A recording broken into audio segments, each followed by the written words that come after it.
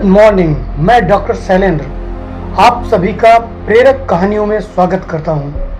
बहुत अच्छा लगता है इन कहानियों के माध्यम से बातें करना, क्योंकि जब भी कहीं भी कोई भी इन कहानियों को सुनकर खुश होता है तो उसकी सकारात्मक ऊर्जा बढ़ती है।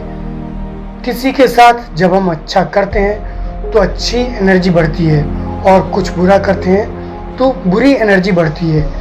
आशा कर रहा हूँ कि मैं भी आपके लिए कुछ अच्छा ही कर रहा हूँ। बात बात में माँ बाप का टोकना हमें अखरता है। हम भीतर ही भीतर झल्लाते हैं कि कब इनके टोकने की आदत से हमारा पीछा छूटेगा, लेकिन हम ये भूल जाते हैं कि उनके टोकने से जो संस्कार हम ग्रहण कर रहे हैं उनकी जीवन में क्या अहमियत है। हमारी आज की कहानी का शीर्षक है साक्षात्कार। बड़ी दौड़ धूप के बाद मैं आज एक ऑफिस पहुंचा। आज मेरा पहला इंटरव्यू था। घर से निकलते हुए मैं सोच रहा था, काश इंटरव्यू में आज कामयाब हो गया तो अपने पुश्तैनी मकान को अलविदा कहकर यहीं शहर में सेटल हो जाऊंगा। मम्मी पापा की रोज रोज की चिक चिक मगजमारी से छुटकारा मिल जाएगा।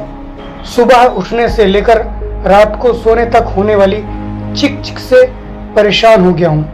जब सोकर उठो तो पहले बिस्तर ठीक करो, फिर बाथरूम जाओ, बाथरूम से निकलो तो फरमान जारी होता है, नल बंद कर दिया, तौलिया सही जगह रखा या यूं ही फेंक दिया। नाश्ता करके घर से निकलो तो डांट पड़ती है, पंखा बंद किया या चल रहा है। क्या क्या सुने यार। नौकरी मिले तो घर छोड़ दूंगा। वहाँ उस ऑफिस में बहुत सारे उम्मीदवार बैठे थे, बॉस का इंतजार कर रहे थे। 10 बज गए। मैंने देखा वहाँ ऑफिस में बरामदे की बत्ती अभी तक जल रही थी। माँ याद आ गई। मैंने बत्ती बुझा दी। ऑफिस में रखे वाटर कूलर से पानी टपक रहा था। पापा की डांट याद आ गई तो पानी बंद कर दिया। बोर्ड पर लिखा था इंटरव्यू दूसरी मंजिल पर होगा।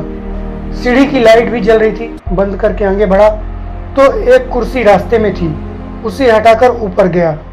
देखा पहले से मौजूद उम्मीदवार आते जाते और फौरन बाहर जाते। पता किया तो मालूम हुआ बॉस फाइल लेकर कुछ पूछते नहीं, वापस भेज देते थे। नंबर आने पर मैंने फाइल मैनेजर की तरफ बढ़ा दी। कागजात पर नजर दौड़ाने के बाद उन्होंने कहा, कब ज्वाइन कर रहे हो।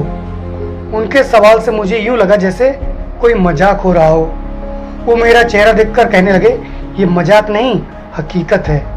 आज के इंटरव्यू में किसी से कुछ पूछा ही नहीं, सिर्फ सीसीटीवी में उनका बर्ताव देखा। सब आए लेकिन किसी ने नल या लाइट बंद नहीं किया।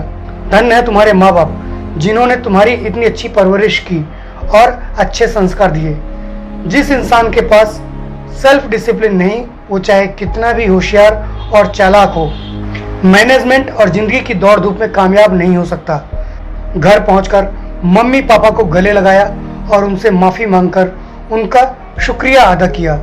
अपनी जिंदगी की आजमाइश में उनकी छोटी छोटी बातों पर रोकने और टोकने से मुझे जो सबक हासिल हुआ उसके मुकाबले मेरे डिग्री की कोई हैसियत नहीं थी। और पता चला जिंदगी के मुकाबले में सिर्फ पढ़ाई लिखाई ही नहीं, तहजीब और संस्कार का भी अपना मकाम होता है। संसार में जीने के लिए संस्कार जरूरी है। संस्कार के लिए माँ बाप का सम्मान जरूरी है। जिंदगी रहे न रहे, जीवित रहना का स्वाभिमान जरूरी है। साथियों, ये कहानी कैसी लगी आप कमेंट करके हमें अवश्य बताएं। आप हमसे जुड़कर ऐसी ही कहानियाँ सुन सकते हैं।